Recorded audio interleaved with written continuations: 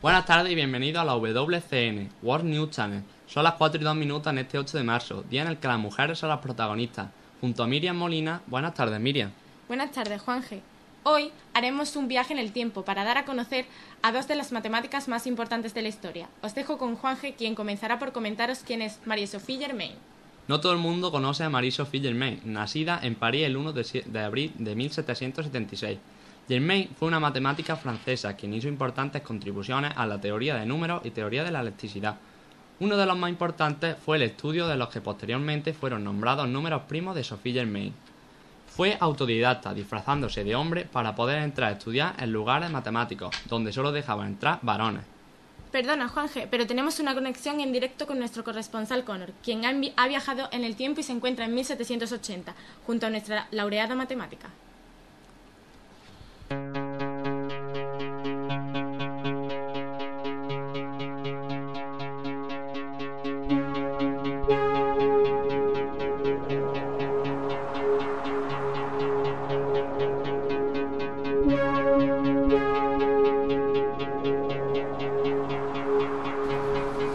¿Qué tal? Estoy aquí con Marie-Sophie Germain, que nos contará todo sobre sus superaciones y las penurias que vivió. Pero antes comenzaré por comentar algo sobre la época histórica en la que vivió. El siglo XIX está caracterizado por ser una época de cambios en ámbitos de la vida y el conocimiento. Revoluciones de todo tipo tendrían lugar en este periodo. La ciencia y la economía se retroalimentarían. La economía sufriría dos fuertes revoluciones industriales. En política, la nueva idea del anterior siglo sentarían las bases para las revoluciones burguesas.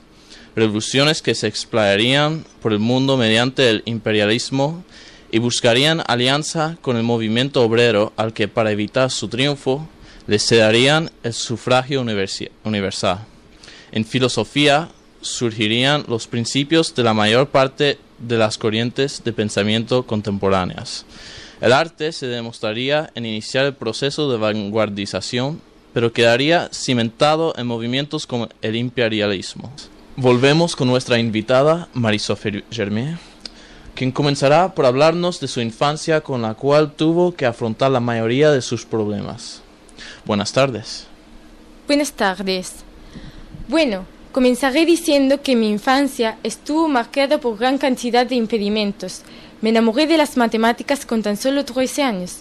Recuerdo que mi padre tenía una gran biblioteca de la que me serví para aprender. Llegué a aprender latín para poder leer a Newton y a Euler. Debido al pensamiento de la época, al enterarse de mis padres de mis estudios científicos, pusieron el grito en el cielo y me dejaron sin luz y calefacción para que no pudiera seguir leyendo. Pero como era muy astuta, siempre escondía una vela para continuar estudiando y para conservar el calor me envolvía en una manta. Mis padres acabaron rindiéndose, pues comprendieron que no conseguirían disuadirme. Aún así, jamás tuve su apoyo. Pero esos estudios son insuficientes para lo que has llegado a conseguir, ¿no? ¿Cómo llegaste a obtener esos conocimientos? Pues, a pesar de que las mujeres no podían estudiar en la Escuela Politécnica de París, me esforcé con astucia y la ayuda de un viejo amigo de la familia, Anthony Auguste Leblanc, conseguí acceso a las enseñanzas de Lagrange. Conseguí sus apuntes y llegué a presentarle un trabajo firmado con ese seudónimo. Lagrange quiso conocerme. A pesar de su sorpresa al encontrarse ante una mujer, siguió reconociendo mi valía y se convirtió en mi profesor, con lo que logré entrar en las tertulias científicas. ¿Utilizaste en alguna otra ocasión el seudónimo Leblanc? Admito haberlo utilizado varias veces para cartearme con Gauss.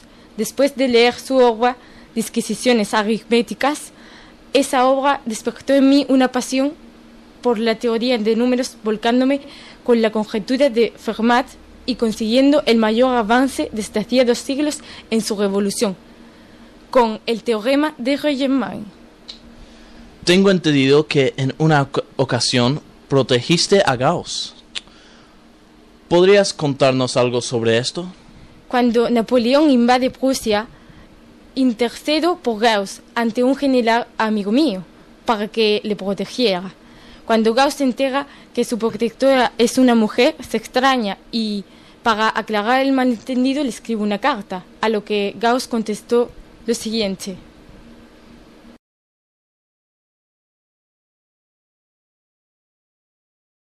Pero cómo describirte mi admiración y asombro al ver que mi estimado corresponsal, señor Leblanc, se metamorfosea.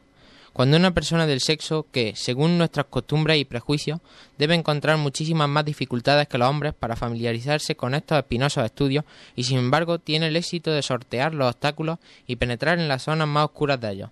Entonces, sin duda, esa persona debe tener el valor más noble, el talento más extraordinario y un genio superior. Firmado Carl Friedrich Gauss.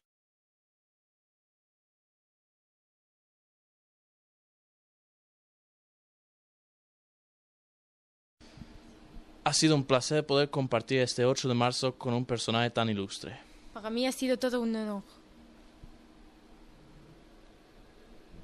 Puede que Germain no resolviera definitivamente el problema de la electricidad, pero aportó las ideas necesarias para considerar que la elasticidad es proporcional a la suma de las curvaturas principales. Gracias a los conceptos como este, un siglo más tarde se pudo construir la Torre Eiffel.